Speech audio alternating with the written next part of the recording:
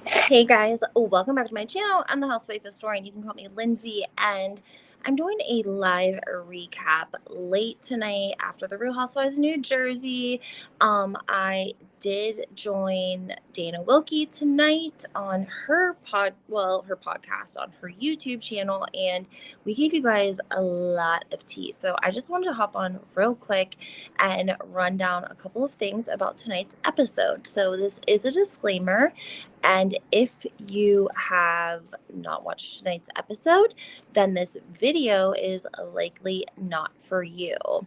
Um, so much happened, but so much not happened tonight, if you know what I'm saying. We open up, we have Melissa with Antonia. She's teaching her how to drive, and she also Antonia can't go through the drive-thru. She has to pull over and let Melissa drive her through the drive-thru, right? And Dana made a really great point because she said that Melissa is trying to give us the narrative that she is such a great mother that she would never allow her children to be involved in adult things versus Teresa, who encourages her daughters to have an opinion. She allows them on the show. They do confessionals, and as I pointed out to Dana and we discussed quite in depth, these girls, these cousins, came from two very different households, right? Teresa's daughters had to grow up early. Teresa and Joe dealt with legal cases for over 5 years, right? She went and did like 18 months, came home, and then he left and went and did 3 years and never ever came home. So I think that Gia really ran their household when Teresa was away, to be honest. And so I think that her daughters have a little bit more life experience, even if you will. I don't want to say more mature because I'm sure that, all of their children are very responsible and mature. However, life experience is priceless. And I think that Teresa's girls have a lot of it. And therefore, she says, speak your mind, girls. If you want to be on the show, you want to talk about it, let's talk about it. Like Dana and I discussed, could you imagine going to school in a small town and having your parents being sentenced to felony prison? Can you imagine what it would be like to go to school and have articles and stuff being written about your family? So they got tough skin from an early age. And I think that Teresa did a really great job teaching them to not value themselves off of what social media and people have to say about them. That's my opinion of the scene with Antonia and Melissa. Another thing I wanted to point out to you guys was the fact that sorry guys, I was looking at a couple different things. Okay, this lunch between Jennifer and Melissa is interesting, right? Dana and I discussed this as well. It's very interesting because of the fact that Jennifer has already met with Laura Lee Jensen at this point. Laura Lee Jensen is Margaret's ex-best friend, whom allegedly said the rumor about Melissa and this guy in the back of an SUV. Upon discussing this in the lunch, we hear Jennifer say that Margaret is not a good friend, that she's been through a lot of friends. And Melissa's like, no, she hasn't. And Jennifer's like, yeah, she has. Remember, she was friends with Ziggy, and she was friends with Danielle, and she was friends with Laura Lee Jensen, and now she's not friends with any of them. And they all hate each other. And then Jennifer drops a bombshell, and she says something along the lines, I heard that Joe, or that Margaret pushes you to not leave Joe, but just says, like, you deserve a ball player, right? So Melissa admits this. obviously she's put on the spot. She's probably thinking back to every time they filmed and if Margaret had ever said that on camera. Melissa says that she let Joe know also that Margaret said that, which I don't know if I believe that. But my point is so now we're hearing that Margaret thinks Melissa deserves a baseball player. And who was Melissa allegedly hanging out with all the time when this hanky panky with this other man was taking place? It was Margaret. Okay? Flashback. It was Margaret's publicist, Tom, Margaret's publicist, Tom's bestest, dearest, oldest friend, and Melissa. And they were out and about in New York City having drinks and doing press more often than maybe they should have been. And Joe Gorga talks about this. He says this in his confessional. So that's interesting. I want you guys to note that, okay? Because it's kind of a big deal that Melissa is saying that, yes, Margaret is told me like, I deserve a baseball player, but she was just saying it to try to make me feel better, because you know how Joe is, yada, yada, yada.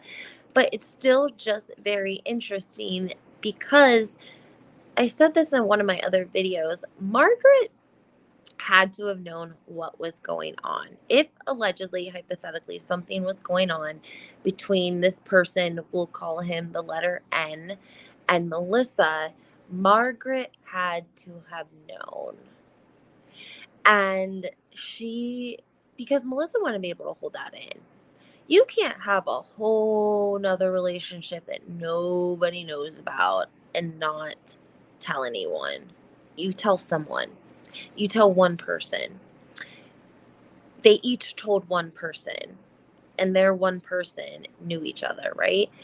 N probably told his best friend, Tom, and Melissa probably told Margaret, which means Margaret was in support of Melissa likely gallivanting the streets of New York City, because we know that when Margaret met her current husband, she was married and they continued to see one another and have an affair for over 2 years, allegedly. So I think to say that Margaret would be necessarily not encouraging an affair. However, if she had a friend that she thought could do better and they came across someone that they liked and were attracted to and had opportunity, Margaret might help it along. She might encourage Melissa. She might lie for Melissa. My guess would be that Margaret had to tell someone as well. She couldn't keep it a secret. And because she had known Lee Jensen for so long and they were such great friends, she shared a little bit of what happened with Laura Lee. And she says that Tom accidentally heads to the SUV and opens the door to Melissa and this gentleman. Very possible. Very, very possible. Maybe that's how they found out in the beginning. Okay. But if there was a hypothetical affair and something transpired between Melissa and this person whose name starts with an N, then Margaret 1000% knew. Okay? Comment, eat me up in the comments, but be nice when you do it. And let me know what you think, okay? Because something is not right here, okay? Let's see here. Danielle has a Barbie party.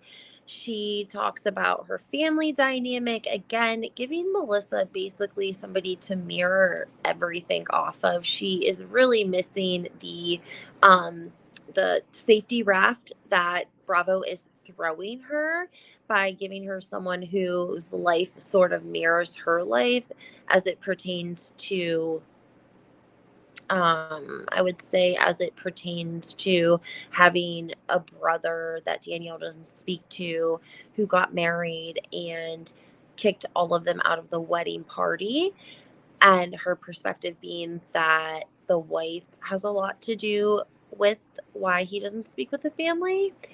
And Melissa simply does not want to hear that. We saw that in last week's episode. But my point is that I think Melissa could do more to interact with the cast. She could do more to get a different storyline, and she just either misses the life raft, or she doesn't want to. I don't know. It could be a multitude of things. Um, a little bit of tea, guys. When Jackie Goldschneider saw Danielle, the new girl, at the photo shoot at Margaret's house, she said that Danielle looked like she pulled her outfit out of the hamper, and said something like she had worn the shorts for 3 days. Well, the word on the curb is that that outfit actually came from Envy. Yeah, the outfit that Danielle was wearing, it came from Envy. And I believe my source on this for several reasons. But one, mostly because Danielle literally went to Melissa's store and helped her like order for seasonal um, line and product.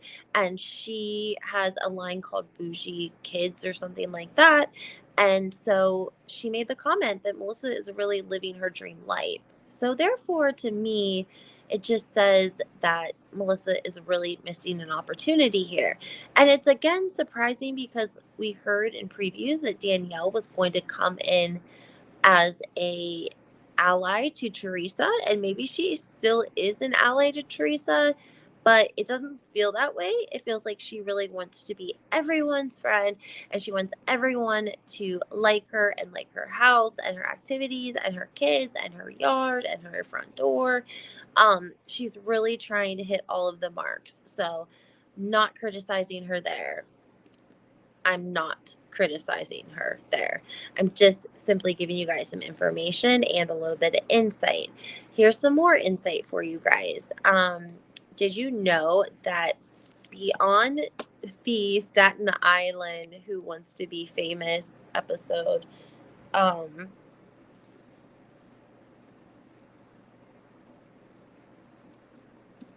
sorry guys, I got interrupted for a second. We know the new girl was on an MTV, not series, just episode that talked about her moving to California and being in LA, and she's going to be an actress, yada, yada, yada. And then she goes on to Britney Spears. She tries out in a contest to see who is Britney Spears' biggest fan. She wins that contest. Which is actually kind of cool considering everything that's going on with Britney right now. The fact that she met her and was actually chosen as her number one fan. Um, that's probably one of my favorite stories I hear about her. There's footage of that, of course, on my Instagram as well. Another thing, though, I wanted to tell you guys that I found out that nobody knows, that's tea that I told Dana Wilkey, was the fact that they were actually on HGTV as well. So it would have been Danielle and her husband. And they were first married and bought their home and decided to remodel it through HGTV. And I just find that so funny because if you guys remember when she had her first party, the mozzarella party, which kudos that she even hosted anything. I mean, look at Gina in Orange County. She hasn't hosted anything ever, right? So Danielle actually hosts a party at her house, and she's like, I just don't want anyone to tell me that my house is cute. And then as soon as Jennifer, or no, it was Dolores. She was the first one to get there, and that's of course what she said. Oh my gosh, it's so cute. So that was kind of funny, I thought. But yeah. Anyways, guys, that is what I thought about Danielle. I mean, she really is trying to have like a perfect family here. She's making the kids rehearse their entrance. It seems like she makes them rehearse a lot of things only because I saw a Instagram video of her on her story, like making them practice taking photos on the runway. It was just funny. let me see here. The last thing I want to talk about, so I'm keeping this kind of short and it's late, guys. I'm tired. So forgive me if I made any minor errors. Um, the dress shopping, right? We see the dress shopping, we see the girls, we hear the conversation that takes place with Melania about Joe and if he does not show up to the wedding and that she will be done with him, right? Um, what I wanted to tell you guys though was the designer that designed that dress was the same designer that designed Tamara from the Real Housewives of Orange County, her dress when she got married to Eddie. And after Tamara had been on the podcast, The Two T's in a Pod, they had Teresa on and talked about the wedding and the dress and yada, yada, yada. So then the next episode, Tamara tells the viewers that they had the same designer, except her dress was custom made for her, and Teresa's wasn't. Okay, but her veil was. Yes, Tamara, but her veil was exclusively made for her. I don't know what it is between the Two T's in a Pod podcast and what they hate about New Jersey or what they dislike about Teresa, because when they had her on her podcast, they were so freaking nice to her. And then after that, for like a solid month, um, just negative, negative, negative from them as it pertains to Teresa, or the Housewives. Now, I was also able to dig up some old photos of Melissa and, um, mm, mm, mm, Melissa and who? Tamara. Melissa and Tamara. Because Tamara said that Melissa was my friend and I should have looked into everything before Jacqueline came on the podcast. And so I'm sorry, Melissa, that we told the truth and said that you came on the show behind your brother's back. Anyways, guys, that was true for sure. The audition tape I heard is insane. I would love to have a copy of it if anyone has a copy. Let's see here. I don't think much happened more on New Jersey. We didn't get anything new. Again, the lunch between Jennifer and Melissa. Dana made a great point and said that she thinks that production had put Jennifer up to going to the lunch and exposing the affair rumor right then and there. But for whatever reason, they didn't do that. And it's possible that Jennifer chickened out, or it's possible that they wanted to scratch that sort of storyline. Who really knows? But regardless, that does happen. And it did seem like she wanted to say more than what she said. And she tells us again, that Margaret thinks she deserves to be with a ball player. Oh, that's so crazy. That's so crazy. I just can't even, I really just can't even. It's surprising to me. All right, guys. Well, I'm gonna wrap this up because I'm exhausted. It is 1:15 my time. I already did an hour and a half live with Dana Wilkey. Make sure you guys go check that out. Check out my YouTube. Check out my Instagram, Twitter, HW Historian. Hitting the like button is like a great way to help my video in the algorithm, and it's free. And it only would take you a second to do that. So I would really appreciate it. And I hope that all of you guys have a great night and a happy hump day, because tomorrow's Wednesday.